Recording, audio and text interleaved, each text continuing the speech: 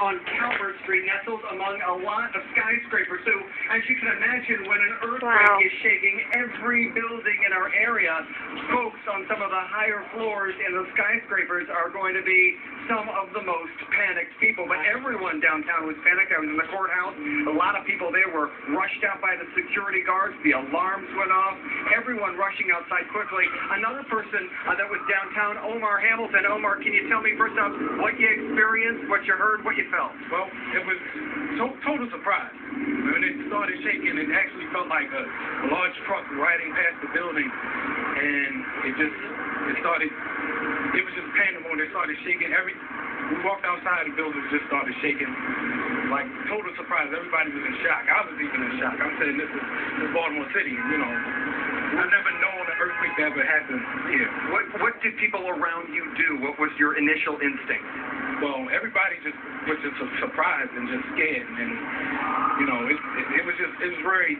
A lot of people were quite terrified. They didn't really show on the faces until after the fact. I can kind of barely talk right now. Recalling it. That's okay. So you were in your building. Immediately the building starts shaking. How quickly did you rush out? As quick as possible. My boss had told everyone just to get out. Just everybody get out. Everybody get out. Everybody just evacuating the building as quickly as possible. Safety, obviously the first priority. Have you been back? Are you going back in the building today? Not today.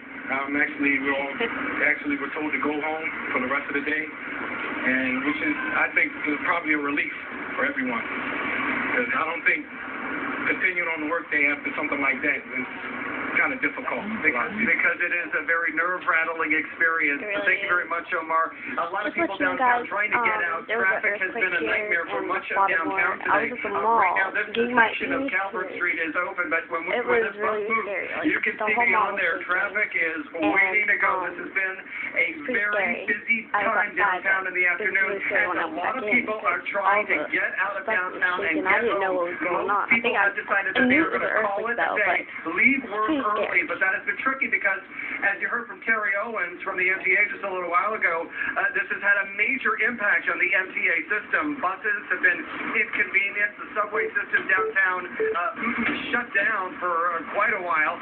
Right now, they're trying to make sure that everything is okay before they can get some of the systems back up and running.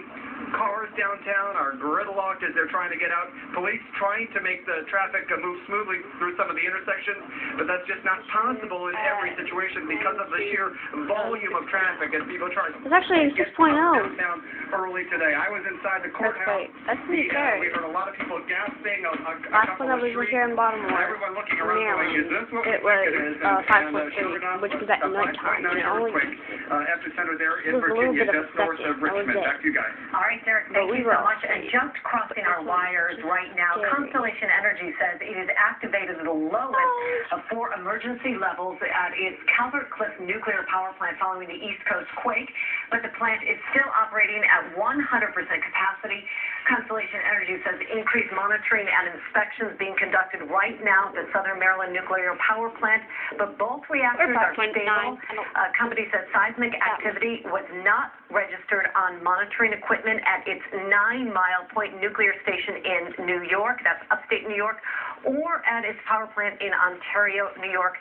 Both those plants are continuing to operate. We do know that 2 nuclear reactors taken offline near the quake site in Virginia. No damage reported. That was just as a precaution. Now, Kai, I know that you experienced this earthquake. So many of us did. A lot of it was that moment was caught on tape. We have a White House camera that shows the shaking. We all take it now.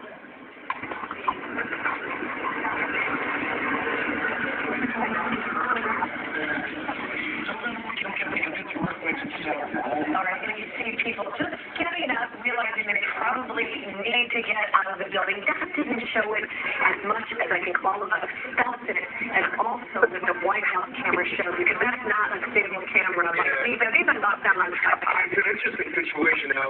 So we live out in the county area. And you got to realize you're looking at a camera. You're not looking at the overall vibration of the earthquake. That's a camera, which obviously is not going to be bolted to the ground.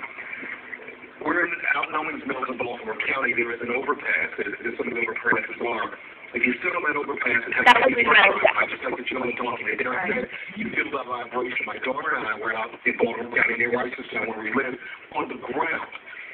The feeling earthquake on the bridge and on the ground is completely different. So if you're on the solid ground and feel that vibration, it's a very unsettling feeling. So basically, it felt like the gentleman said, it felt like a very heavy truck was driving by your street, but we looked around and didn't see the truck. Lasted 20 seconds, but still rattled us all. Stay with us. Continuing coverage of the strong earthquake up and down the East Coast when we come back.